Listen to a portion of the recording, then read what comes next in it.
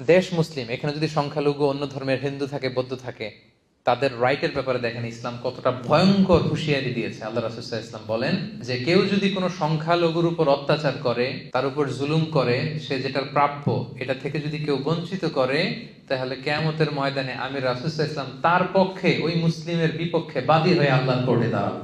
আপনি নামাজ পড়তে পড়তে কপালে দাগ ফেলাই দিয়েছেন, দাড়ি রাখতে রাখতে এত লম্বা জুব্বা, এরপরে হিন্দুদের বাড়ি দখল করতেছেন আর বলতেছেন আপনি বড় হাজী সাহেব। আল্লাহ রাসূল সাল্লাল্লাহু আলাইহি ওয়াসাল্লাম বলছেন কিয়ামতের দিন আল্লাহ রাসূল ওই হিন্দুর পক্ষে থাকবে, আপনার বিপক্ষে। কথাটার ওজন খেয়াল করেন। আল্লাহ রাসূল সাল্লাল্লাহু আলাইহি ওয়াসাল্লাম বলেছেন তুমি মুসলিম হও, তুমি হাজী হও, তুমি যেটা হও, তোমার বিপক্ষে থাকবে আমার অবস্থান কিয়ামতের দিন।